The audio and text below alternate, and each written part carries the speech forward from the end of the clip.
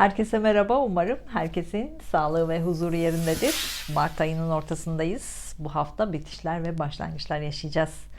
Fadime Birel ben. Astroloji günlüğü olarak astrolojinin öngörülerini sizinle paylaşmaya çalışıyorum. Bu videoda 15-21 Mart arasındaki gökyüzü transitlerin burçlara etkilerini anlatmaya çalışacağım. Geçen 2 senedir hep bahsettiğim sonu 9 olan seneler bitişlerin senesidir. 0 başlangıçların ve emekleme dönemidir. 1 ise farkındalığın başlamasının, yeni başlangıçları daha da farkında olarak yaşamaya başlamanın senesidir. Geçen 2 sene bütün dünya yeniden doğmuş gibi olduk. Bu sene artık farkındalıklar artıyor. Bu farkındalıklar ülkelerde ayaklanmalara, isyanlara neden olacak. Hep birlikte büyüyeceğiz. Ancak bazıları özgürce büyürken bazıları kısıtlamalarla, korkularla büyüyecek. Korkuyla büyüyenler korkuyu kendi içinde büyüttüğü gibi başkalarını da öğretecekler maalesef. Bu haftanın en önemli günleri 19, 20, 21 Mart tarihleri olacak. Ay, Mars ve Kuzey Ay düğümü kavuşumunu İkizler Burcu'nda göreceğiz. Kuzey Ay düğümü geçmişten uzaklaşıp yenilikleri hayatımıza daha kolay katmamız gereken alanları işaret ediyor. İkizler Burcu haritamızda hangi alanda ve gezegendeyse o alanda kendimizi yenilemeye başlayacağız. Bu alanlarda köklü değişimler yapacağız. Mars İkizler Burcu'nda ilerliyor. İletişimde, lojistikle ilgili alanlarda, kitaplarla ilgili alanlarda, medyada, eğitimle ilgili alanlarda, reklam konularında, uzun yolculuklarla ilgili konularda bu hafta daha fazla değişikliklerle karşılaşacağız. Bütün dünyada bu alanlarda değişime zorlanacağız gibi görünüyor. Bu hafta sonu 19, 20, 21 Mart'ta yaşanacak olan konular 28-29 Mart sonunda netleşecek. 28-29 Mart'ta dünyadaki birçok ülkede kısıtlamalarla ilgili konular olacak. Bu kısıtlamaların sebebi havadaki tozlar olabilir, havadaki gazlar olabilir, doğadaki ani değişimler olabilir. Bazı ülkelerin iç siyasetinde büyük değişimler yaşanacak. Bazı ülkelerde otoriter baskı artacak. Bu otoriter baskılar kısıtlanmalara da neden olacak. Artık hiçbir şey eskisi gibi olmayacak. Bu hafta dünyada ekonomideki sorunlar nedeniyle daha fazla ayaklanmalar olacak. Özellikle hafta ortasında.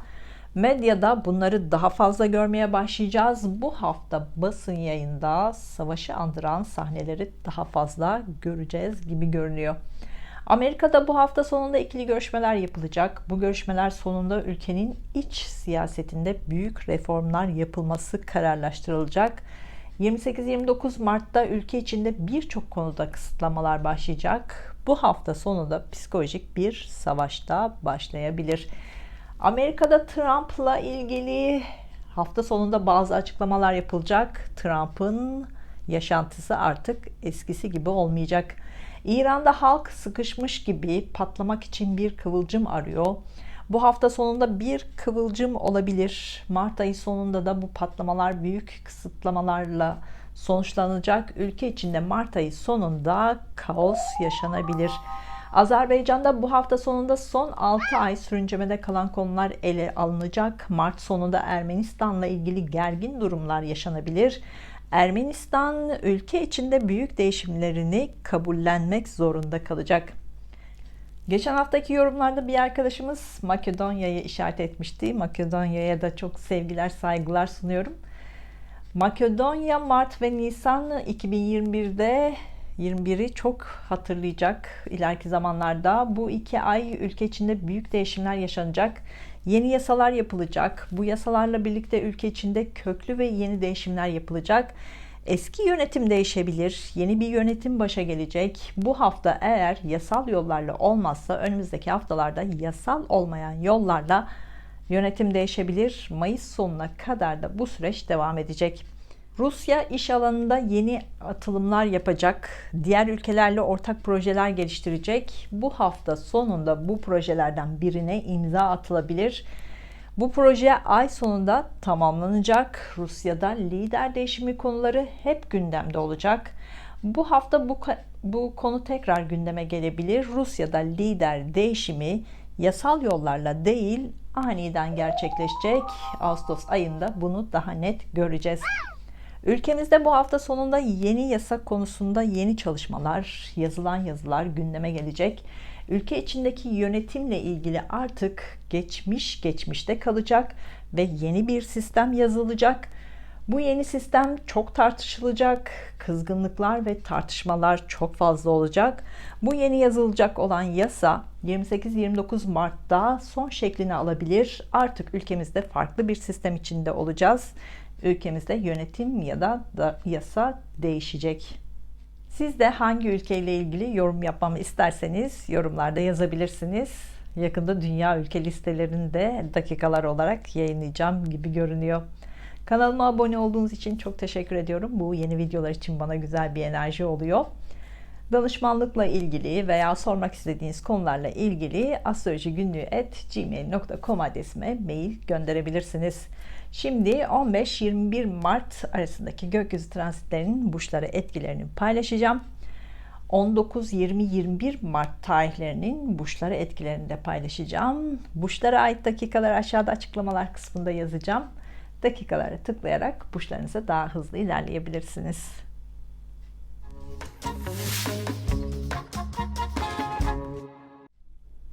Burcu, yükselen burcu, ay burcu, Mars burcu ve Satürn burcu, Koç burcu olanlar 15-21 Mart haftası gökyüzündeki transitlerin burcunuza etkilerini paylaşacağım. Mart ve Nisan 2021'de basın yayınla, medya ile iletişimle, lojistikle, reklam işleriyle ilgili alanlarda çok yoğun olacaksınız. İş arayanlar bu alanlarda işler bulabilir. Bu konularda işi olanlar yoğun bir tempoda çalışacaksınız. Buna hazırlıklı olmalısınız. Bu alanlarda yenilikler yapacaksınız. Yapmak zorundasınız. İşlerinizde bu alanları katarsanız, işlerinizdeki bu alanlarda yenilikler yaparsanız daha başarılı olacaksınız. Bu yenilikleri de 2 ay yapmanız daha kolay olacak. 19-20-21 Mart günlerinde bu işlerinizle ilgili ani değişimler de yaşayabilirsiniz. Sanatla ilgilenenler, psikolojiyle ilgilenenler, mistik konularla ilgilenenler bu haftayla birlikte artık yeni başlangıçlar yapacaksınız. Bu konularda işleriniz varsa yoğun bir tempoya hazır olun. Bu haftadan sonra kazançlarınız da çok fazla olmaya başlayacak. Önümüzdeki 2 sene sezgiler, mistik konular, psikik güçlerle hatta astrolojiyle daha fazla ilgileneceksiniz. Bu alanlarda kendinizi geliştireceksiniz. Bu alanları kullanarak ruhsal olarak da kendinizi yenileyeceksiniz. Önümüzdeki 2 sene sosyal haklar, insan hakları, hayvanların ve diğer canlıların hakları konusunda çalışmalar daha fazla yapacaksınız. Bu konularda liderlik yapacaksınız. Bu konularda hep ön saflarda olacaksınız. Önümüzdeki 2 sene hayvanlarla ilginiz daha fazla olacak. Hayvanları ilgilendiren alanlarda parasal kazançlar da sağlayabilirsiniz. E-ticaret, sosyal mecralar ve sosyal alanlarda çalışmalar yaparak parasal kazançlar da sağlayabilirsiniz. Önümüzdeki 5 sene farklı çalışma tarzlarından, farklı alanlardan, farklı şekillerde para kazanacaksınız. Aniden çok para kazanabilir, aniden çok para kayıpları da yaşayabilirsiniz. Bu hafta ortasında parasal olarak ani ve büyük bir değişim de yaşayabilirsiniz. Buna da dikkat etmelisiniz. Para konusunda risk almaktan kaçınmalısınız. Bu hafta arkadaşlarınızla ilişkinizde para konusunda daha dikkatli olmasınız. Sorunlar yaşayabilirsiniz. Aranızda kızgınlıklar, kırgınlıklar da olabilir. Hafta sonunda kardeşleriniz, akrabalarınız, yakın çevrenizdeki kişilerin hayatında büyük bir değişime şahit olabilirsiniz. Onlarla olan ilişkileriniz artık eskisi gibi olmayacak. Bunu da anlayacaksınız. Bu hafta kardeşleriniz, akrabalarınız veya yakın çevrenizdeki kişilerle, komşularla aranızda bazı tartışmalar da olabilir. Daha sakin kalarak çözüm üretebilirsiniz. 15-21 Mart haftasına gün gün bakacak olursak hafta başında enerjiniz çok yüksek olacak. Hem işiniz, hem aile hayatınız, hem eğitim hayatınızla ilgili kendinizi güçlü hissedeceksiniz. Bazı kararlar alacaksınız. Yeni kararlar alacaksınız. Bu kararları ilerleyen zamanlarda uygulayacaksınız. İş görüşmeleriniz için hafta ortasına randevu verebilirsiniz. Bu görüşmelerde başarılı olacaksınız. Eğitimle ilgili hafta başında başarılı olacaksınız. Eğitimle ilgili hafta başında daha yoğun olacaksınız. Hafta ortasında parasal konularda ani değişim yaşayabilirsiniz. Bu olumlu da olabilir, olumsuz da olabilir. Dikkatli olmanızda fayda var. Beklediğiniz para da varsa elinize geçebilir. Yemekle ilgili, estetik ve güzellikle ilgili, finansla ilgili işi olanlar hafta ortasında bu işlerinize dair yeni planlar yapabilirsiniz. Yeni başlangıçlar yapabilirsiniz. Bu işlerden para kazanabilirsiniz. Hafta sonunda çevrenizdekilerle görüşmeler yapacaksınız. Kardeşleriniz veya yakın çevrenizdeki kişilerin ruhsal hayatıyla veya duygusal hayatıyla ilgilenmek zorunda kalabilirsiniz. Hafta sonunda yeni akrabalarla da tanışabilirsiniz. Güzel bir hafta olmasını diliyorum. Kanalıma abone olduğunuz için teşekkür ediyorum.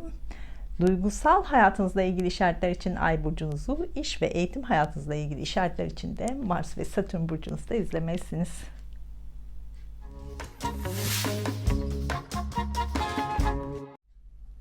Burcu, yükselen burcu, Ay burcu, Mars burcu ve Satürn burcu, Boğa burcu olanlar 15-21 Mart haftası gökyüzündeki transitlerin burcunuza etkilerini anlatmaya çalışacağım. Bu ay sürekli para konularını konuşacaksınız. Parayla ilgili de güzel haberler alacaksınız. Para kazanma konusunda kendinizi geliştirecek yeni fikirleri bu hafta hayatınıza katacaksınız. Özellikle hafta sonunda para konusunda yaşayacağınızı hayatınız boyunca hep hatırlayacaksınız. Büyük bir değişim yaşayacaksınız. Parayla ilgili yeni bir konu hayatınızın merkezini oluşturmaya başlayacak. Son 6 aydır bir arayış içinde olduğunuz soruları, cevaplarını bu hafta bulacaksınız. Para konusundaki eski fikirlerinizi geride bırakacaksınız. Yeni konular ve yeni fikirler içinde olacaksınız. Hafta sonunda kripto para gibi konularda da başlangıç yapabilirsiniz. Bu konularla 5 sene ilgileneceksiniz. Ancak kazanmak, kaybetmek hayatınızda risk hep olacak. 19, 20, 21 Mart günlerinde para konusunda risk almaktan kaçının. Bu günlerde parayla ilgili ani değişimlerde yaşayabilirsiniz. Yeni iş arayanlar finans sektöründe, gayrimenkul sektöründe, yemek sektöründe, estetik ve güzellikle ilgili sektörlerde, iletişim, medya, pazarlama, lojistik alanlarında işler bulabilirsiniz. Algılarınız açık olsun. İşi olanlar iletişim, medya, pazarlama, lojistik alanlarını işlerinize katabilirsiniz. Bu alanlardaki yenilikler sayesinde işlerinizde yeni bir dönemi de başlatabilirsiniz. Bu iş konusunda daha da başarılı olmanızı sağlayacaktır. Bu hafta arkadaşlarınızla daha fazla iletişim halinde olacaksınız. Arkadaşlarınızla görüşmeler daha fazla yapacaksınız. Arkadaşlarınızın duygusal hayatındaki değişimlerin haberlerini de alabilirsiniz. Yeni aşk arayanlar arkadaş ortamında, sosyal mecralarda, sosyal alanlarda yeni biriyle tanışabilirsiniz. Arkadaşlarınız sizi yeni biriyle tanıştırabilir, yeni bir aşk başlayabilir. Sosyal mecralarda, sosyal alanlarda işleriniz varsa bu hafta bu işlerde parlayacaksınız. Daha ön planda olacaksınız. Topluluk önünde daha fazla olacaksınız. Önümüzdeki 2 sene iş konuları hep gündeminizde olacak. İşle ilgili hem sınanacaksınız, hem başarılar kazanacaksınız, hem de değişiklikler çok fazla yaşayacaksınız. Buna kendinizi hazırlarsanız ani değişimlerde B planını da uygulayabilirsiniz. Evliyseniz veya ilişkiniz varsa partnerinizle birlikte sosyal ortamlarda bulunabilirsiniz. Bu ortamlarda çok göz önünde olabilirsiniz. Partnerinizle birlikte vakitte geçirebilirsiniz. 15-21 Mart haftasına gün gün bakacak olursak haftanın ilk günlerinde içsel enerjinizi yenilemek isteyeceksiniz. Meditasyon yapabilirsiniz, mistik konularla ilgilenebilirsiniz, psikolojinizi yenileyecek ortamlar yaratabilirsiniz. Hafta başında psikolojinizi yenilemek için yeni sistemlerde öğrenmeye başlayacaksınız. Hafta ortasında enerjiniz çok yüksek olacak. İş görüşmeleri, ilişkilerinizle ilgili görüşmeler için hafta ortasında randevu verebilirsiniz. Hafta ortasında yeni bir süreci başlatacaksınız. Hayatınızda yeni bir dönem başlayacak. Enerjiniz çok yüksek olacağı için hızlı hareket etmek isteyeceksiniz. Ancak bu size zarar verebilir. Dikkatli olun. Duygusal hayatınızla ilgili de ani kararlar alabilirsiniz. Hafta ortasında eğitim konularında da başarılı olacaksınız. Büyük bir başarıya imza atabilirsiniz. Eğitimle ilgili büyük bir başlangıç yapacaksınız. Hafta sonunda parasal olarak güzel haberler alacaksınız. Yeni parasal konular gündemimize gelecek. Yeni yatırım konuları da karşınıza çıkacak. Hafta sonunda para konusunda, yatırım konusunda büyük bir adım atacaksınız. Güzel bir hafta olmasını diliyorum.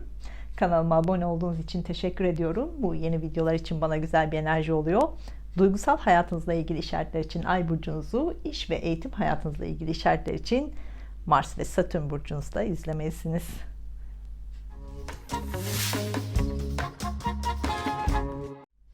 Burcu, yükselen burcu, Ay burcu, Mars burcu ve Satürn burcu, ikizler burcu olanlar 15-21 Mart haftası gökyüzündeki transitlerin burcunuza etkilerini anlatmaya çalışacağım. Nisan ayı son haftalarına kadar iş konusundaki değişimlere hep hazır olmalısınız.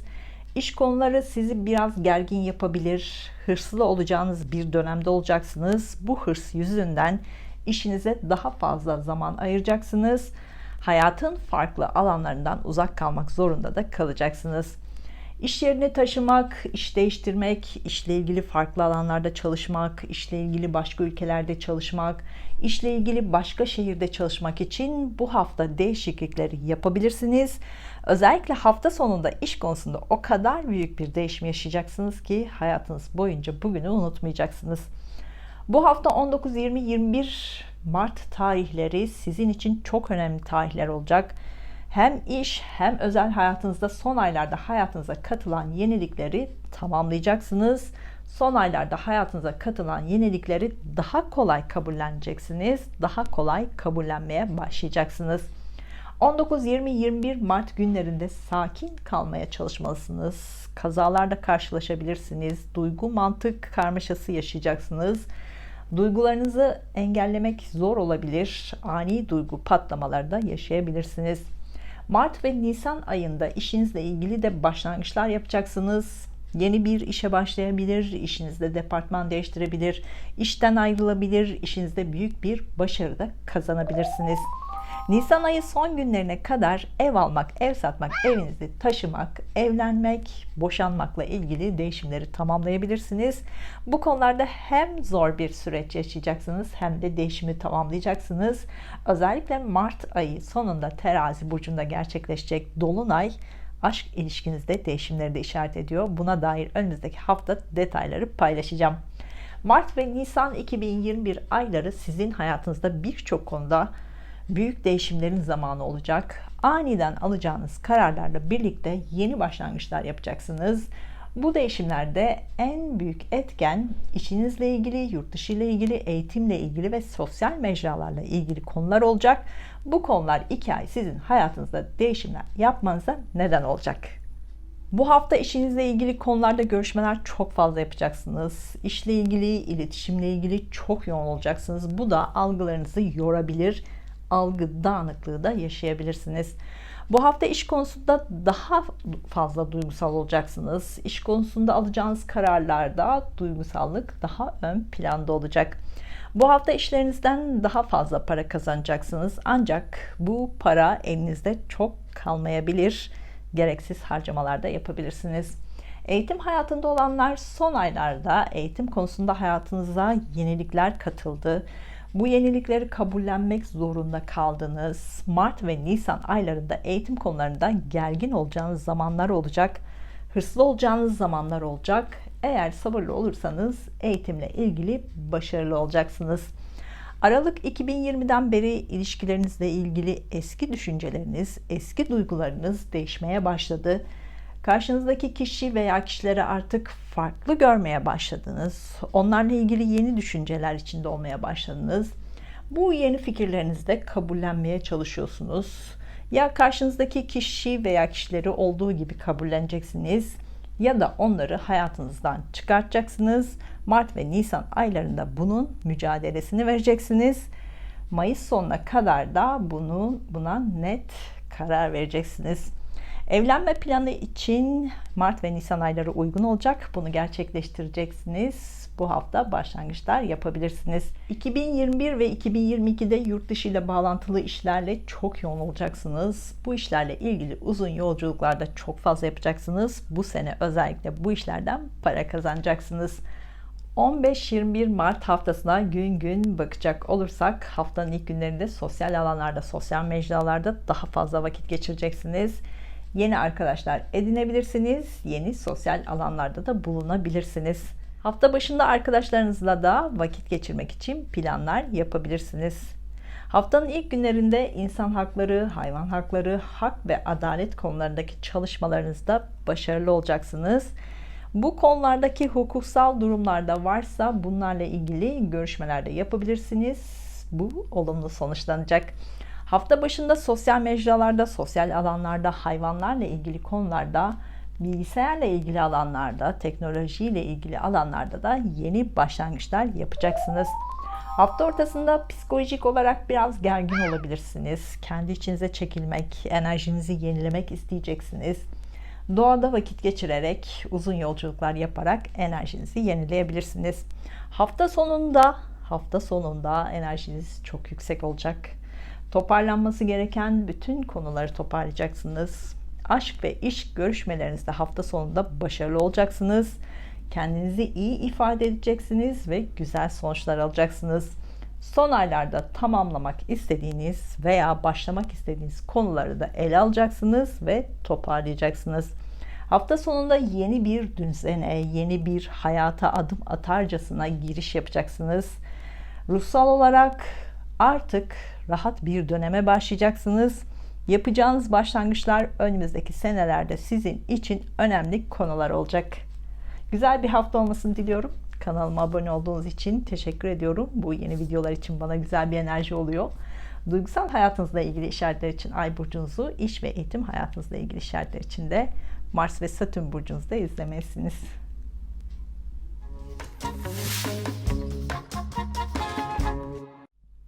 Burcu, yükselen burcu, ay burcu, Mars burcu ve Satürn burcu, yengeç burcu olanlar 15-21 Mart haftası gökyüzündeki transitlerin burcunuza etkilerini anlatmaya çalışacağım.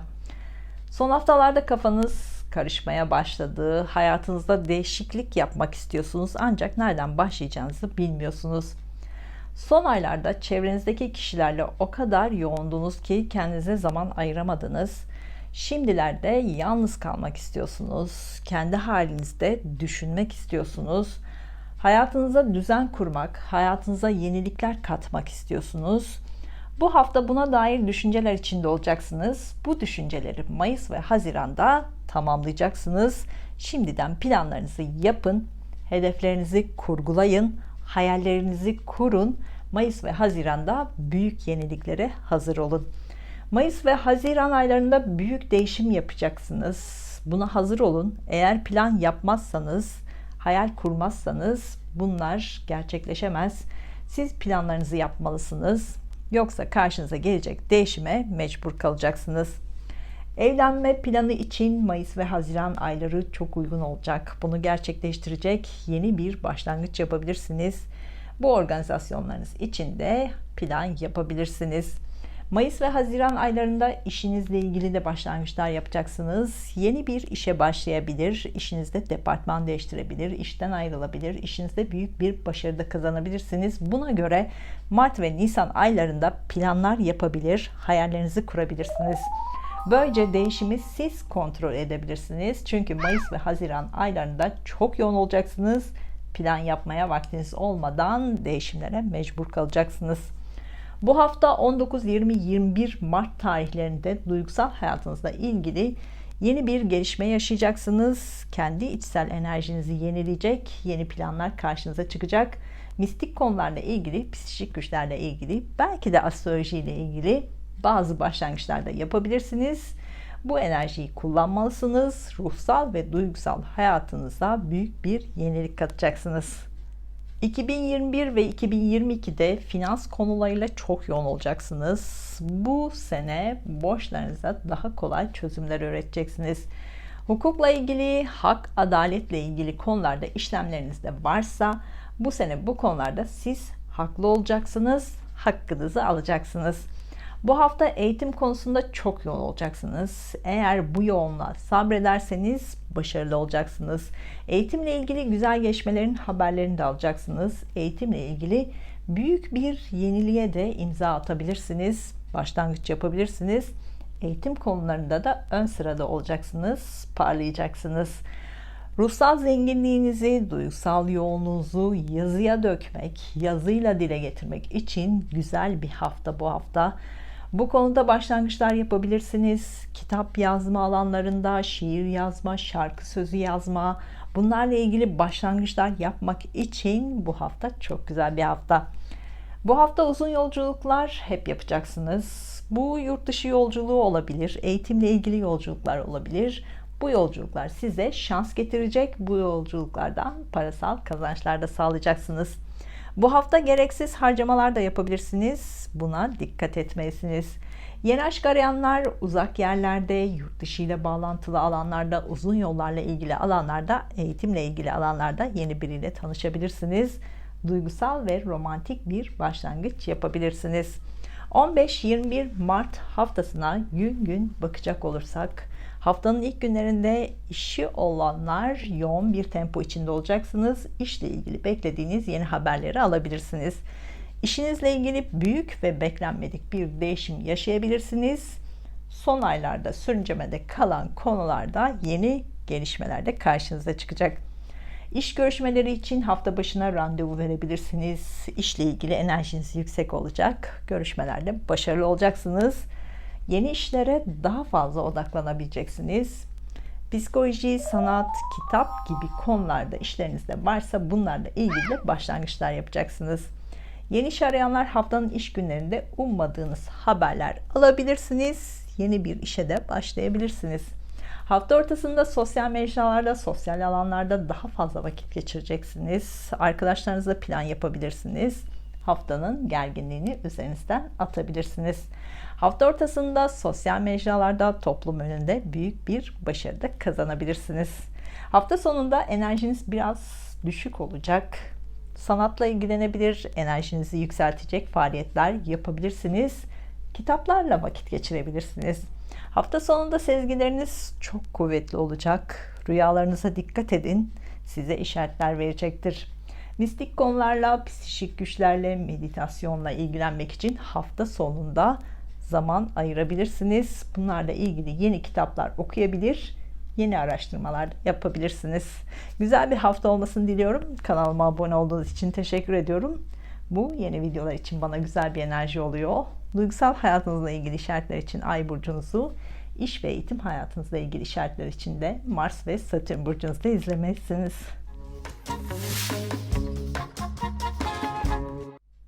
Burcu, yükselen burcu, Ay burcu, Mars burcu ve Satürn burcu, Aslan burcu olanlar 15-21 Mart haftası gökyüzündeki transitlerin burcunuza etkilerini anlatmaya çalışacağım. Mart ve Nisan 2021'de arkadaşlarınızla ilişkinizi çok fazla sorgulayacaksınız. Belki eski arkadaşlarınızı hayatınızdan çıkartacaksınız. Belki eski arkadaşlarınızın hayatındaki değişimleri göreceksiniz. Bu 2 ay çok farklı ortamlarda, çok farklı karakterlerde kişilerle tanışacaksınız. Çok kültürlü, çok bilgili, çok birikimli kişilerle tanışacaksınız. Bu kişiler sizin hayatınızda yeni pencereler açacak, size destek olacaklar. Özellikle 19, 20, 21 Mart tarihine dikkat edin. Ya eski arkadaşlarınızla ilgili ani bir değişim olacak ya da yeni bir arkadaşla tanışacaksınız ve hayatınız değişecek. Bu hafta borç alacak konusunda görüşmeler çok fazla yapacaksınız. Borç alacak konusunda biraz duygusal da olabilirsiniz. Arkadaşlarınızla borç alacak konusunda daha dikkatli olmasınız. Arkadaşlarınız yüzünden parasal kayıplarda yaşayabilirsiniz. Mirasla ilgili beklediğiniz haberler de varsa bunları da bu hafta alabilirsiniz. Bunlar olumlu haber olacak. Ev almak, ev satmak, gayrimenkul alım satımı yapmakla ilgili işlemleriniz, sözleşmelerinizi de bu hafta tamamlayabilirsiniz. Yeni işle ilgili sözleşmeler, anlaşmalar söz konusu olacak. Bu sözleşmeler size parasal olarak güzel kazançlar sağlayacak. Son aylarda iş hayatınızda ani gelişmeler yaşamaya başladınız. İşinizle ilgili değişimler karşınıza çıkmaya başladı. Yeni bir işe başlamış olabilirsiniz. İşinizde terfi etmiş olabilirsiniz. İşinizden ayrılmış olabilirsiniz. Şimdi bu değişimleri kabulleneceksiniz. Bu hafta işlerinize yenilikler katacaksınız. İletişim, medya, sosyal mecralar, pazarlama ve lojistikle ilgili yeni konuları işlerinize daha kolay katacaksınız. Sosyal mecralarda işleriniz varsa 2 ay bu işlerde çok yoğun olacaksınız. 19, 20, 21 Mart günlerinde sosyal mecralardaki işlerinizde büyük bir başarı da kazanabilirsiniz. Eğitimle ilgilenenler bu hafta arkadaşlarınızdan çok fazla destek alacaksınız. Bu da eğitimle ilgili başarılı olmanızı sağlayacak. Hafta ortasında eğitimle ilgili büyük bir başarı da kazanabilirsiniz. Haziran 2020'den beri çocuklar veya çocuklarınızla ilgili konularda kendinizi eğitmeniz gerekiyor. Çocuk veya çocuklarınızla ilgili artık eski düşüncelerinizi bırakıp kendinizi yenilikler katmalısınız. Çocuk konusunda 2022 ortasına kadar yeni konular hep karşınıza çıkacak. Siz de bunları kabullenmek zorunda kalacaksınız. 15-21 Mart haftasına gün gün bakacak olursak haftanın ilk günlerinde uzun yolculuk planlarınızı gerçekleştirebilirsiniz. Uzun yolculuklarla ilgili yeni konular gündemimize gelecek. Yurt dışından beklediğiniz haber de varsa hafta başında bunu alabilirsiniz. Yurt dışı ile bağlantılı yeni iş konuları da gündeme gelebilir. Bunlarla ilgili başlangıçlarda yapacaksınız. Eğitim hayatında olanlar hafta başında eğitimle ilgili yeni konular gündeme gelecek. Eğitimle ilgili konularda hafta başında büyük başarılar kazanacaksınız. Sınavlarınız da varsa başarılı olacaksınız. Hafta ortasında işi olanlar işle yoğun olacaksınız. İşle ilgili ikili görüşmeler çok fazla yapacaksınız. Bu yoğunluk sizin sabrınızı taşırabilir. İş olmayanlar iş başvurusu yapmak, işle ilgili görüşmeler yapmak için hafta ortası çok uygun olacak. Bunu değerlendirebilirsiniz. İşle ilgili yeni ve büyük bir adım atabilirsiniz. Yeni teknolojik alet ve sistemleri daha fazla kullanmaya başlayacaksınız. Bunlarla ilgili yenilikleri de hayatınıza katmaya başlayacaksınız. Bu başlangıç önümüzdeki senelerde sizin için büyük başarılara da neden olacak. Hafta sonunda sosyal mecralarda, sosyal alanlarda daha fazla zaman geçireceksiniz. Bu alanlarda işinize destek sağlayacak yenilikler karşınıza çıkabilir. Bunu değerlendirmelisiniz. Yeni başlangıçlar yapmalısınız.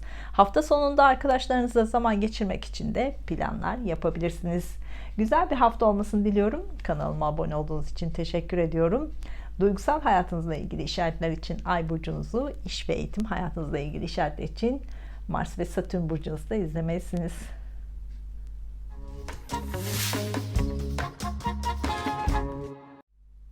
Burcu, yükselen burcu, ay burcu, Mars burcu ve Satürn burcu, Başak burcu olanlar 15-21 Mart haftası gökyüzündeki transitlerin burcu etkilerini anlatmaya çalışacağım. Son haftalarda iş hayatınızda ani gelişmeler yaşamaya başladınız. İşinizle ilgili değişimler karşınıza çıkmaya başladı. Yeni bir işe başlamış olabilirsiniz. İşinizde terfi etmiş olabilirsiniz. İşinizden ayrılmış da olabilirsiniz. Bu değişimler Nisan ayı sonuna kadar hep olacak. İşinizle ilgili beklenmedik ani değişimler yaşayacaksınız. Buna hazır olursanız bu konularda hızlı çözümler üreteceksiniz. 19, 20, 21 Mart günlerinde işinizle ilgili büyük bir haber alabilirsiniz. Bu haber sizin için çok önemli bir haber olacak. İşinize büyük bir yeniliği katacaksınız. Eğitimle ilgilenenler Mart ve Nisan aylarında eğitim konusunda çok yoğun olacaksınız. Bu yoğunluğa sabrederseniz başarılı olacaksınız. Sabredemezseniz başarısız olabilirsiniz. Bazen eğitim hayatınızı bırakıp gitmek de isteyeceksiniz ama bence bunu yapmayın. Sabredin çünkü önümüzdeki 5 sene eğitim konularında başarılar kazanacaksınız. Bu hafta ikili ilişkilerde güzel gelişmeler olacak. Evlilik kararı alabilir ve uygulayabilirsiniz. Ortak bir işe başlayabilirsiniz. Yeni bir ilişkiye başlayabilirsiniz. İlişki konusunda bu hafta şanslı olacaksınız. Evliyseniz veya ilişkiniz varsa partnerinizle güzel vakitler geçirebilirsiniz. Romantik planlar yapabilirsiniz. Bu hafta partnerinizle ilgili parasal olumlu gelişmelerin haberini de alabilirsiniz. Bu hafta ikili görüşmeler çok fazla yapacaksınız. Hem işle ilgili hem özel hayatınızla ilgili hem de sağlığınızla ilgili görüşmeler yapacaksınız. Sağlık konusunda önümüzdeki 2 sene sürekli sınanacaksınız. Sanki hayat size sağlık konusunu bahane ederek bir şeyleri öğretmeye çalışacak. Eski yöntemler, eski sistemler, eskiden yaşadığınız sağlık konuları geride bırakmalısınız. Sağlığınıza teknolojiyi, yeni sistemleri, mistik konuları, gizemli konularla ilgilenirseniz sağlığınızla ilgili daha fazla şifa bulacağınızı işaret ediyor. Bu konularda eğitimler alarak, kendinizi eğiterek sağlığınıza daha fazla destek olabilirsiniz. Bu sene sonuna kadar sağlık konularında eğitim alabilirsiniz, eğitim verebilirsiniz. Sağlık konusunda bu sene sonuna kadar şanslı bir zamanda olacaksınız. Bunu da iyi değerlendirin, kendinizi iyi geliştirin. 2022'de buna ihtiyacınız olacak. Hem kendi sağlığınız hem çevrenizdeki kişilerin sağlıklarıyla ilgili çok hızlı çözümler üreteceksiniz. Sağlık konusunda şifacı olacaksınız. Havanın enerjisinden, mistik konulardan, ritüellerden, astrolojiden, psikik güçlerden de destek alacaksınız. Almak zorundasınız. Yeni iş arayanlar sağlık sektöründe, kamu sektöründe, hizmet sektöründe, eğitimle ilgili sektörde, iletişim, medya, lojistik ve pazarlama alanlarında yeni işler bulabilirsiniz. Ev almak, ev satmak, gayrimenkul alım satımı yapmak için de şanslı bir dönemdesiniz. Planlarınız varsa bunları gerçekleştirebilirsiniz. Bunlara dair işlemlerinizi Mart sonunda tamamlayacaksınız. Mart sonunda beklediğiniz para da elinize geçecek. İşinizle ilgili konularda, eğitiminizle ilgili konularda teknolojik alet ve sistemleri kesinlikle kullanmalısınız. Bu sistemler size fark katacaktır, sizi başarılı yapacaktır. 15-21 Mart haftasına gün gün bakacak olursak haftanın ilk günlerinde finans konuları gündemimizde olacak. Borç alacak konuları, fatura işlemleriyle yoğun olacaksınız. Banka kredisi gibi konularda da yeni gelişmeler karşınıza çıkabilir. Evliliklerinde, ortaklıklarında sorun yaşayanlar haftanın ilk günlerinde hukuksal konular gündemimizde olacak. Hukuksal konularda yeni konular önünüze gelecek. Bunlara dair yeni gelişmelerin haberini de alabilirsiniz. Mirasla ilgili konularda beklentisi olanlar bununla ilgili yeni gelişmeler de karşınıza çıkacak. Ev alma, ev satma, ev taşıma, gayrimenkul alım satımıyla ilgili konularda da gündemimizde ise bunlarla ilgili sözleşmeleri, anlaşmaları da haftanın ilk günlerinde imzalayabilirsiniz. Hafta ortasında uzun yolculuklar yapabilirsiniz. Yurt dışından beklediğiniz haberleri alabilirsiniz. Yurt dışı ile bağlantılı konularda görüşmeler çok fazla yapacaksınız. Bu konularda yeni başlangıçlar yapabilirsiniz. Bu başlangıçlar önümüzdeki senelerde sizin için güzel fırsatların başlangıcı olacak. Hafta ortasında eğitimle ilgili konular gündemimizde olacak. Sınavlarınız varsa başarılı olacaksınız. Eğitim konusunda büyük bir başarı kazanabilirsiniz.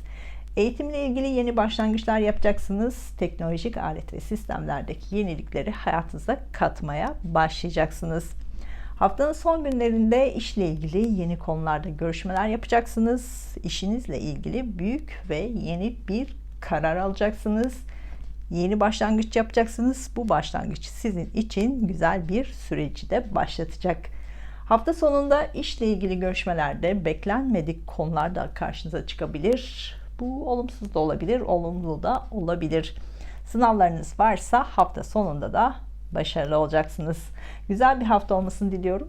Kanalıma abone olduğunuz için teşekkür ediyorum. Bu yeni videolar için bana güzel bir enerji oluyor.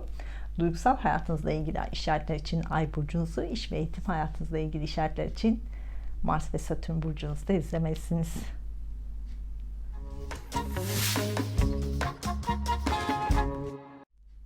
Burcu, yükselen burcu, Ay burcu, Mars burcu ve Satürn burcu, Terazi burcu olanlar 15-21 Mart haftası gökyüzündeki transitlerin burcunuza etkilerini anlatmaya çalışacağım. Son 2 sene zor bir süreç yaşadınız. 2020 yılı son 6 ayını hatırlamak bile istemiyorsunuz. Yeni yılın başından beri de maddi olarak zor bir süreç yaşadınız. Mart ayı sonuna kadar bunları oturup düşüneceksiniz. Son ayların muhakemesini yapacaksınız. Bu yaşadıklarınızdan sonuçlar çıkartacaksınız. Bu sonuçları sorgulayacaksınız. Nisan ayı ilk haftalarından sonra yeni bir düzeni kuracaksınız. Hem ilişkilerinizde hem ev hayatınızda yeni bir düzeni kurmaya başlayacaksınız. Nisan ayı sonundan itibaren de iş konusunda yenilikler karşınıza çıkmaya başlayacak. Mart ayı sonunda bazı konuları toparlayacaksınız. Nisan ayında hayatınıza yenilikler katmaya başlayacaksınız. Mayıs ve Nisan'da iş hayatınıza düzen kuracaksınız. Son haftalarda uzun yolculuklar yapmaya başladınız. Aniden karşınıza çıkan durumlar sizin uzun yolculuk yapmanıza neden oldu.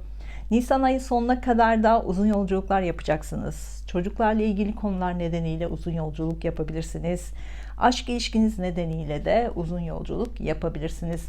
19, 20, 21 Mart'ta yapacağınız uzun yolculuk sizin hayatınızda yeni bir pencereyi açacak. Son haftalarda eğitim konusunda biraz zor bir süreç geçirmeye başladınız. Nisan sonuna kadar da Eğitim konularında yoğun olacaksınız. Bu yoğunluğa sabrederseniz başarılı olacaksınız. Eğitim konularında dikkatinizi toparlamak biraz sorun olabilir. Buna da dikkat edin. Algılarınızın daha fazla çalışması gerekebilir. 19, 20, 21 Mart'ta eğitimle ilgili bir konu olacak. Bu konu hayatınızı büyük bir şekilde etkileyecek. Eğitim konusunda yeni bir dönem başlayacak. Son haftalarda aşk hayatınızda birçok sorunla karşılaştınız. Aniden başlayan ilişki aniden bitmiş olabilir. Siz duygusal bir ilişki isterken karşınızdaki mantıkla yaklaşmış olabilir. Farklı bir ilişki içinde olmuş olabilirsiniz. Bu da psikolojinizi ve sağlığınızı bozmuş olabilir. Ancak konuyu duygusal olarak çözmeye çalışırsanız sorun kalmayacak gibi görünüyor. Bu hafta sağlık konuları gündemimizde olacak. Sağlıkla ilgili pozitif düşünceler içinde olursanız kolay çözümler üretebilirsiniz. Psikolojinizi etkileyen olumsuz düşüncelerden uzak kalırsanız da kolay çözüm üreteceksiniz. Sanatı, mistik konuları, görsel sanatı, müziği hayatınıza katarsanız sağlık konusunda çözüm üretebilirsiniz. Bu hafta sağlıkla ilgili konularda harcamalar yapabilirsiniz. Estetik ve güzellikle ilgili harcamalar yapabilirsiniz. 5 duyu organı ve ayaklarla ilgili sağlık konularında da harcamalar yapabilirsiniz. Nisan ayı ilk haftasına kadar sağlıkla ilgili görüşmeler yapacaksınız. Bu görüşmelerden olumlu sonuçlar alacaksınız. Önümüzdeki 2 sene çocuklar veya çocuklarınızla ilgili konular sürekli gündemimizde olacak. Çocuklar veya çocuklarınızın hayatındaki değişimler sizin de hayatınızda değişimler yapmanıza neden olacak. Özellikle bu sene çocuklar ve çocuklarınız eğitim konusunda şanslı bir sene içinde olacaklar. Başarılı bir sene içinde olacaklar. Yurt dışı ile bağlantılı işi olanlar, uzun yollarla ilgili işi olanlar bu hafta bu işlerden yoğun olacaksınız. Bu konularda yeni bir konuda gündeme gelecek. Bu konu size yeni kapılar açacak. 2021 ve 2022 sizin için hep aşk konuları olacak. Aniden başlayan aşk konusu, aşk ilişkinizde aniden alacağınız kararlar, aniden bitecek aşk ilişkiniz, 2 sene hep bunlar olacak. Aşkla sınanma halinde olacaksınız. 15-21 Mart haftasına gün gün bakacak olursak haftanın ilk günlerinde ikili görüşmeler çok fazla yapacaksınız. Özel veya işle ilgili görüşmelerinizde yeni konularda gündeme gelecek ve yeni başlangıçlar yapacaksınız. Evlilik veya ortaklıkla ilgili hukuksal konularda yeni gelişmeler karşınıza çıkacak. Hafta ortasında bu hukuksal konuların tamamlanması söz konusu olacak. İlişkilerle ilgili hukuksal konularda da yeni gelişmeler karşınıza çıkacak. Buna da dikkat edin. Hafta ortasında harcamalarınıza dikkat etmelisiniz. Borç alacak konularla ilgili görüşmeler yapabilirsiniz. Uzun yolculuklarla ilgili harcamalar yapabilirsiniz. Eğitimle ilgili konularda da yine harcamalar yapabilirsiniz. Haftanın son günlerinde uzun yolculuklar yapabilirsiniz. Uzun yolculuklarla ilgili yeni planlar yapabilirsiniz. Yurt dışı ile ilgili konularda da yeni başlangıçlar yapacaksınız. Teknolojik alet ve sistemleri kullanarak yurt dışı ile bağlantılı konularda başlangıçlar yapacaksınız. Eğitimle ilgilenenler hafta sonunda yeni konular gündemimize gelecek. Eğitim konusunda hafta sonunda başarılı olacaksınız. Yeni teknolojik alet ve sistemleri hayatınıza katmaya başlayacaksınız. Eski sistemleri unutmaya başlayacaksınız. Güzel bir hafta olmasını diliyorum. Kanalıma abone olduğunuz için teşekkür ediyorum. Bu yeni videolar için bana güzel bir enerji oluyor. Duygusal hayatınızla ilgili işaretler için Ay burcunuzu, iş ve eğitim hayatınızla ilgili işaretler için Mars ve Satürn burcunuzda izlemelisiniz.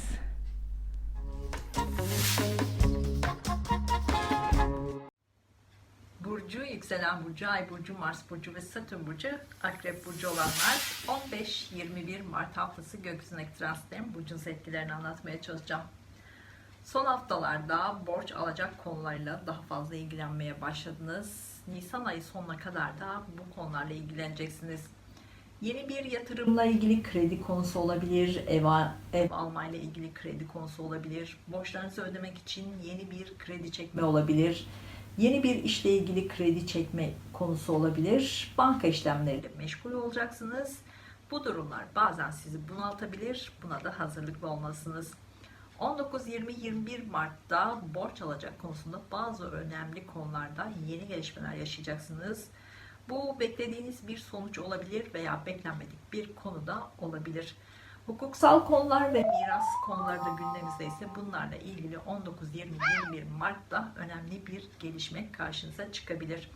19, 20, 21 Mart'ta sağlığınıza çok dikkat etmelisiniz. Solunum yolları, eller, ayaklar, sinir sistemleri ve kalple ilgili konularda daha fazla dikkatli olmalısınız.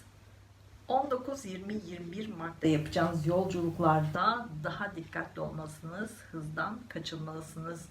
Bu hafta aşkta şanslı bir hafta olacak. Partnerinizle romantik planlar yapabilirsiniz. Aşkta güzel enerjiler bu hafta çok fazla. Bunu değerlendirmelisiniz. Bu haftadan sonra bu zamanları arayacaksınız. Yeni aşk arayanlar bu hafta kesinlikle yeni bir aşkı bulabilirsiniz. Algılarınız açık olsun. Aşk ilişkinizde bu hafta net kararlar alabilirsiniz. Bu kararları da Mayıs ayında uygulayabilirsiniz. Son haftalarda ikili ilişkilerle ilgili ani değişimler karşınıza çıkmaya başladı. Bu olumlu da olabilir, olumsuz da olabilir. Evliliğinizle ilgili son senelerde kafanızda bazı sorular olduysa Mayıs ayında bu sorulara cevaplar arayacaksınız. Evliliğinizle ilgili, ilişkinizle ilgili bitiş ya da devam kararı alacaksınız. Ebeveynlerinizle ilgili yeni gelişmelerin haberlerini de bu hafta alabilirsiniz. Onların hayatındaki ani değişimlere de şahit olabilirsiniz. Bu hafta çocuklar veya çocuklarınızla ilgili konularda güzel gelişmelerin haberini de alabilirsiniz. Bu hafta aileniz veya evinizle ilgili ani değişimlerde yaşayabilirsiniz. 15-21 Mart haftasına gün gün bakacak olursak haftanın ilk günlerinde sağlığınıza daha fazla özen göstermelisiniz. Sizin veya çevrenizdekilerin sağlık konularında yenilikler gündeme gelecek. Baldır, solunum yolları, el, ayakla ilgili konular karşınıza çıkabilir. Bu hafta sağlığınıza çok dikkat etmelisiniz. Hafta ortasında ikili görüşmeler çok fazla yapacaksınız. Bu görüşmeler sonucunda hem iş hem özel hayatınızda, ilişkilerinizde yenilikler yaşayacaksınız, yenilikler başlatacaksınız. İşinizle ilgili ortak projeler başlatabilirsiniz. İşinizle ilgili yeni ortaklıkları da başlatabilirsiniz. Yeni bir iş başlangıcı da yapabilirsiniz. Haftanın son günlerinde gereksiz harcamalar çok fazla yapacaksınız. Bu da finansal olarak sizi biraz zorlayabilir. Hafta sonunda sağlığınıza daha fazla dikkat etmelisiniz. Psikolojinizi de iyi kontrol etmelisiniz. Yoksa sorunlar yaşayabilirsiniz. Haftanın son günlerinde finansal olarak sizi zorlayan konulara çözümler üreteceksiniz. Bu yeni kredi başlangıcı olabilir. Uzun zamandır beklediğiniz paranın elinize gelişi olabilir. Borçlarınızı kapatmak konusu da söz konusu olacak. Güzel bir hafta olmasını diliyorum. Kanalıma abone olduğunuz için teşekkür ediyorum. Bu yeni videolar için bana güzel bir enerji oluyor. Duygusal hayatınızla ilgili işaretler için Ay burcunuzu, iş ve eğitim hayatınızla ilgili işaretler için Mars ve Satürn burcunuzda izlemelisiniz.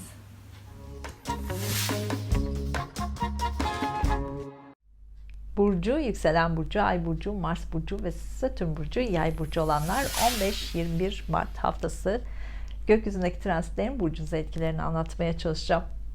Son haftalarda ikili ilişkilerle ilgili değişimler karşınıza çıkmaya başladı. Bu olumlu da olabilir, olumsuz da olabilir. Bu durum Nisan sonuna kadar hep karşınıza çıkacak.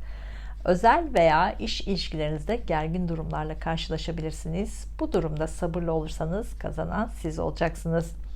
Evliliğinizle ilgili son senelerde kafanızda bazı sorular olduysa Mart ve Nisan aylarında bu sorulara cevaplar arayacaksınız.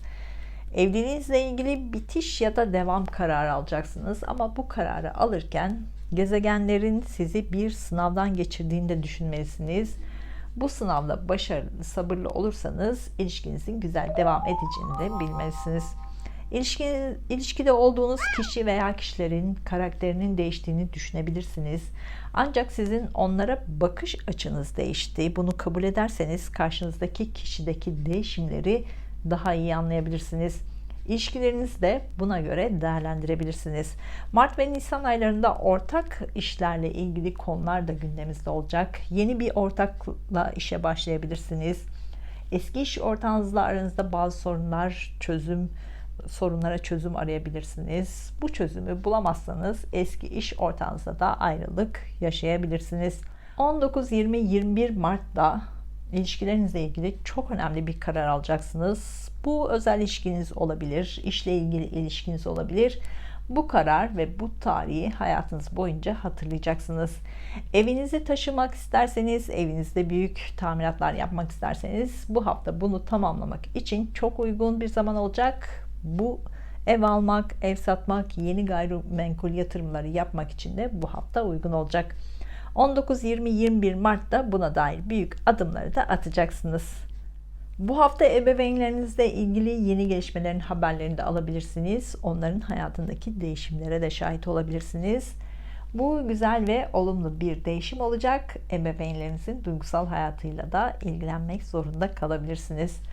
Mars ve Satürn burcu, Yay burcu olanlar Mart ve Nisan aylarında çok yoğun olacaksınız. Yeni iş bulabilirsiniz, işinizi değiştirebilirsiniz, işten ayrılabilirsiniz.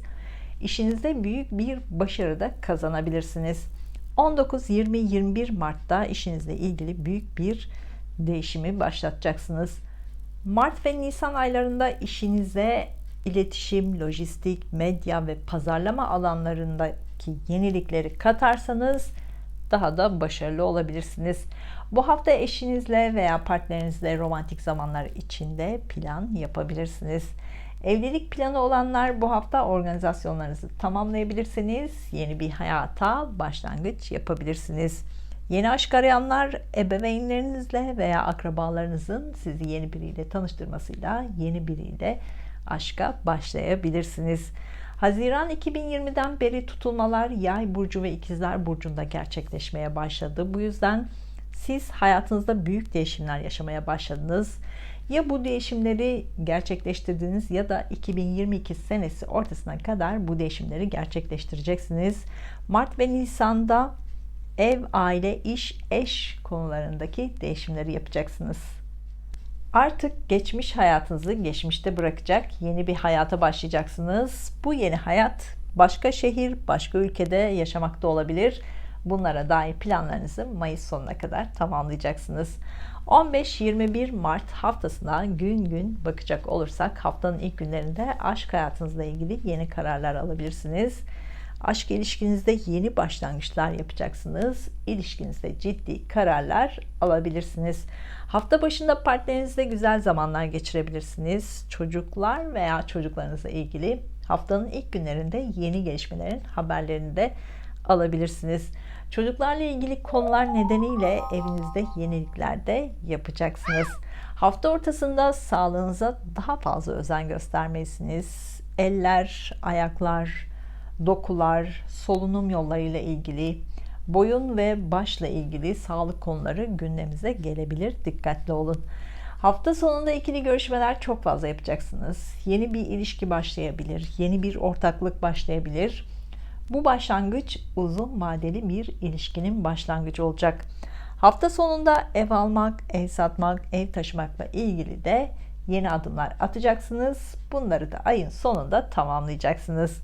Evlilik organizasyonlarınızı hafta sonunda yapabilirsiniz. Hayatınızda köklü bir değişim yapacağınız bir hafta sonu olacak. Yeni bir başlangıç yapacaksınız. Güzel bir hafta olmasını diliyorum. Kanalıma abone olduğunuz için teşekkür ediyorum. Bu yeni videolar için bana güzel bir enerji oluyor. Duygusal hayatınızla ilgili işaretler için Ay burcunuzu, iş ve eğitim hayatınızla ilgili işaretler için Mars ve Satürn burcunuzu da izlemelisiniz.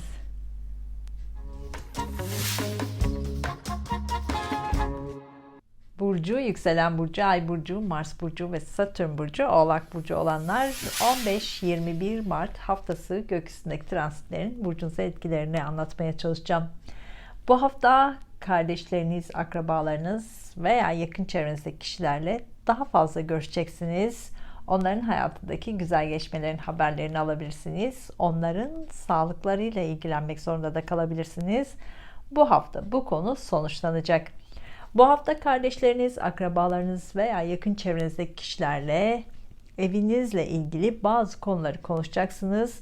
Bu yeni yatırım konusu da olabilir. Bununla ilgili güzel gelişmelerle karşılaşacaksınız. Mart ve Nisan aylarında sağlık konuları hep gündemimizde olacak. Sizin veya çevrenizdekilerin sağlıklarıyla ilgili haberler alacaksınız. Bu aniden gelişen haberler de olabilir. Bu yüzden sağlığınıza daha fazla dikkat etmelisiniz. Bu hafta parayla ilgili güzel haberler alacaksınız. Para konusunda şanslı bir hafta olacak. Beklediğiniz para veya aniden gelecek olan para elinize geçecek. İşi olmayanlar sağlık sektöründen, kamu sektöründen, hizmet sektöründen, eğitimle ilgili alanlardan yeni iş fırsatları karşınıza çıkabilir. Bunu değerlendirmelisiniz. Bu sektörlerdeki iletişim, lojistik, medya ve pazarlama alanlarında da işler karşınıza çıkabilir. Bunları da değerlendirmelisiniz. Mart ve Nisan aylarında sağlıkla ilgili alanlarda yeni keşifler de yapabilirsiniz. Bununla ilgili basın yayında ve medyada daha fazla topluluk önünde olabilirsiniz. Yeni keşiflerinizle ilgili başarılar ve kazançlar da sağlayacaksınız. Son aylarda aşk ilişkinizde zor bir süreç geçirdiniz. Aşk ilişkinizde ciddi kararlar almak zorunda kaldınız.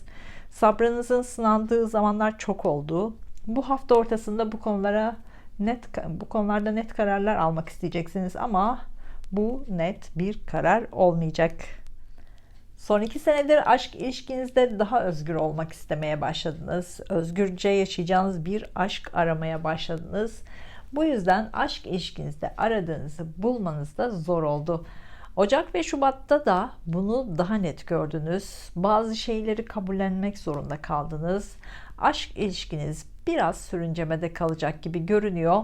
Mayıs ayında daha net kararlar alabilirsiniz. Aşk ilişkinizde Mayıs ayında başlangıçlar yapabilirsiniz. Bu sene yeni yatırım konuları karşınıza çıkacak. Yatırımla ilgili ani kararlar alabilirsiniz. Bu da biraz hatalar yapmanıza neden olabilir. Daha dikkatli olmalısınız. Yatırım ve para konusunda yıl sonuna kadar şanslı olacaksınız aslında. Ancak bu şansı abartırsanız şansınız geri dönebilir. Bu hafta devlet dairesindeki işlerinizle ilgili yeni gelişmeler yaşayabilirsiniz. Devlet dairesinden beklediğiniz haberleri de alabilirsiniz. Yeni aşk arayanlar, kardeşleriniz, akrabalarınız veya yakın arkadaşlarınız sizi yeni biriyle tanıştırabilir. Romantik bir ortamda yeni biriyle tanışabilirsiniz. Haziran 2020'den beri mistik konularla, dinsel inanışlarla,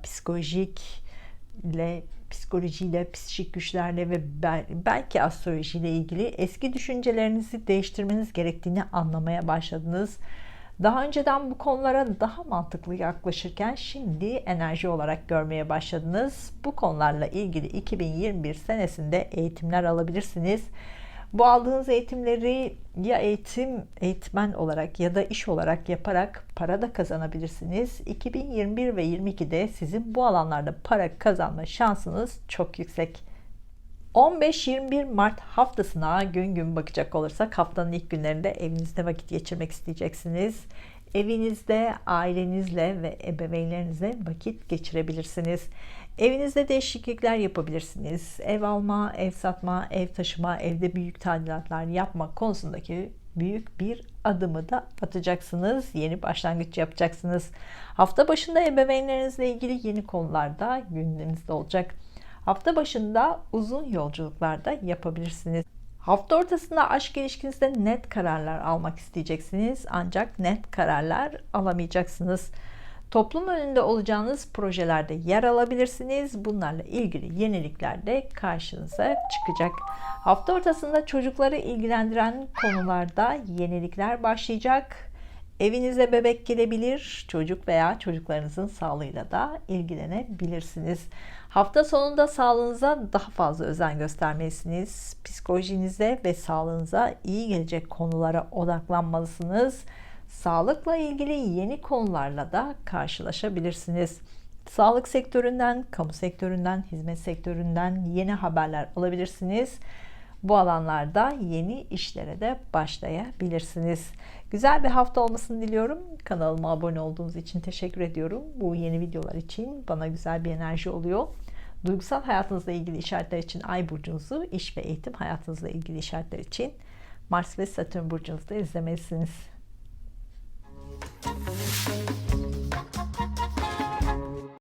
Burcu, yükselen burcu, ay burcu, Mars burcu ve Satürn burcu, Kova burcu olanlar 15-21 Mart haftası gökyüzündeki transitlerin burcunuza etkilerini anlatmaya çalışacağım.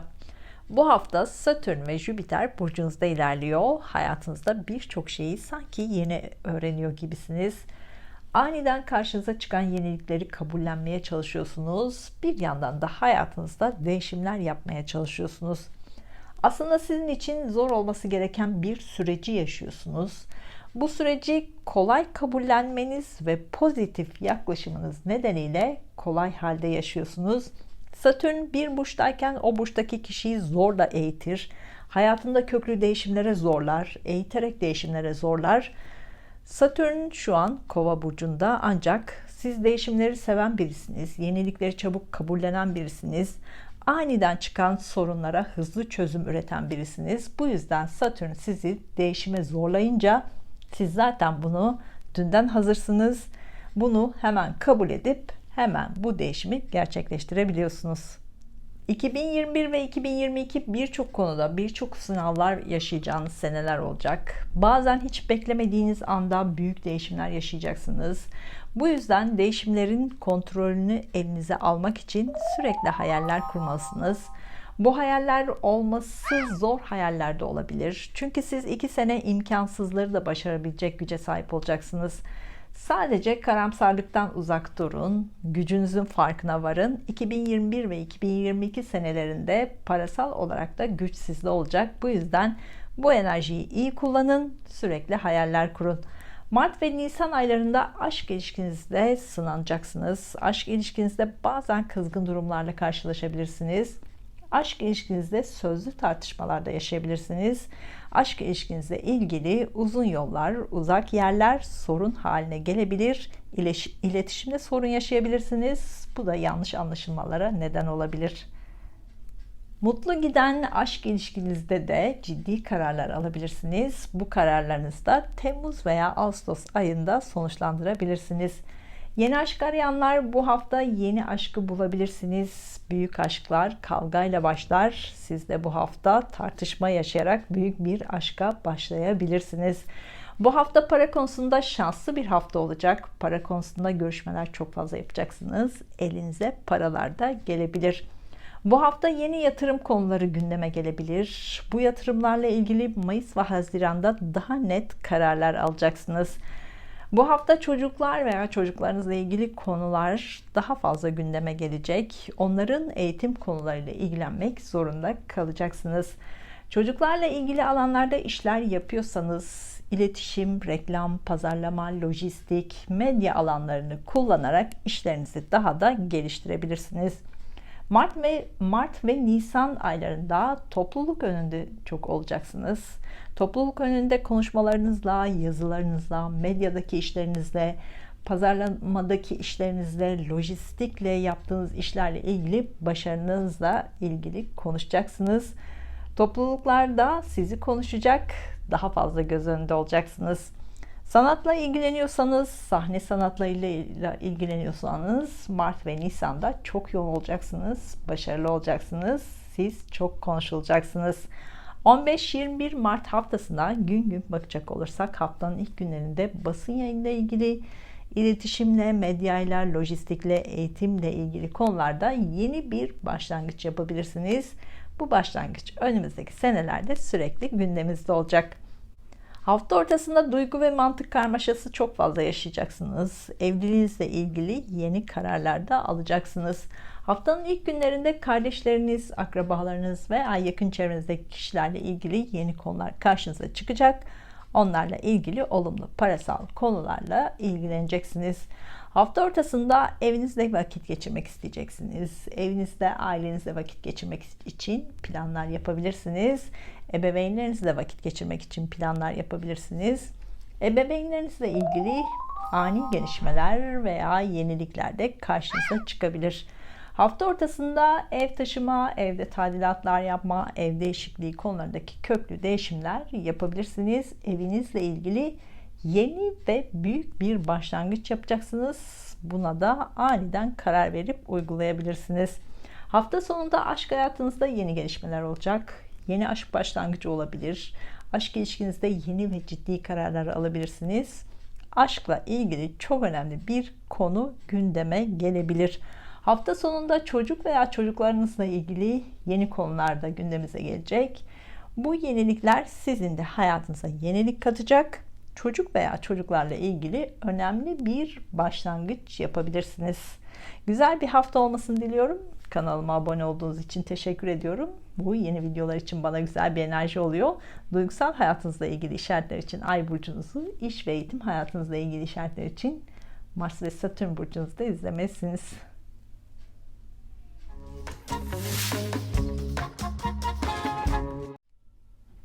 Burcu, yükselen burcu, ay burcu, Mars burcu ve Satürn burcu, balık burcu olanlar 15-21 Mart haftası gökyüzündeki transitlerin burcunuz etkilerini anlatmaya çalışacağım. Bu hafta sonuna kadar Güneş burcunuzda olacak. Venüs ve Merkür de burcunuzda ilerliyor. 13 Mart'taki yeni ayın etkisiyle de hala enerjilerle dolusunuz.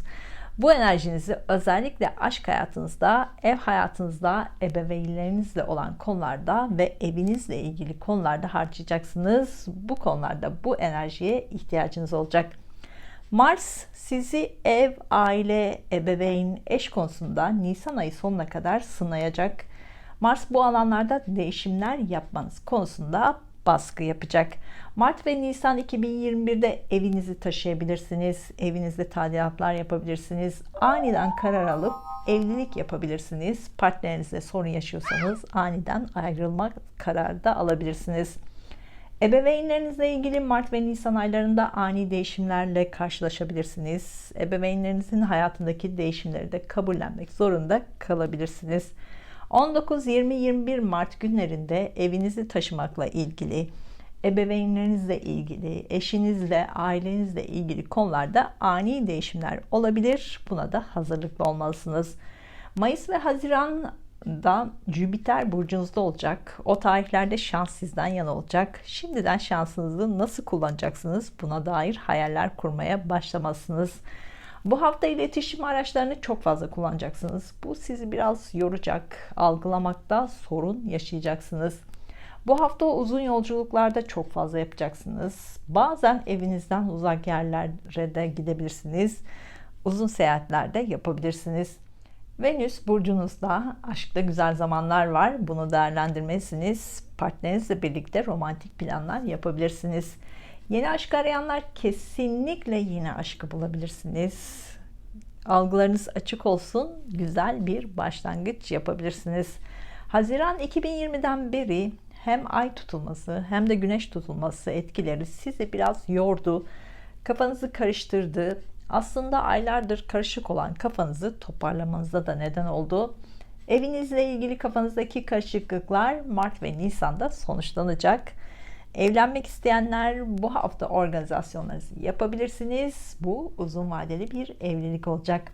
Aralık 2020'de gerçekleşen güneş tutulmasıyla iş hayatınızdaki değişimlerin ayak seslerini duymaya başladınız. İşle ilgili yenilikler hayatınıza katılmaya başladı. Mayıs sonuna kadar işinizle ilgili büyük değişimleri yapacaksınız. Belki de bunu yapmaya başladınız. Mayıs sonunda bunları artık sonuçlandıracaksınız. Sanatla ilgilenenler, psikolojiyle ilgilenenler, mistik konularla ilgilenenler hayatınızda sürekli yeni başlangıçlar yapacaksınız. Bu konularda işleriniz varsa bu sene yoğun bir tempo halinde çalışacaksınız. Parasal olarak da kazançlar sağlayacaksınız. 15-21 Mart haftasına gün gün bakacak olursak haftanın ilk günleri para konusunda yenilikler olacak. Para kazanmayla ilgili yeni bir girişimde bulunabilirsiniz. Elinize para da geçebilir. Hafta ortasında kardeşlerinizle, akrabalarınızla veya yakın çevrenizdeki kişilerle görüşmek için planlar yapabilirsiniz. Onların hayatında bazı yenilikler olacak. Bunların haberlerini alabilirsiniz.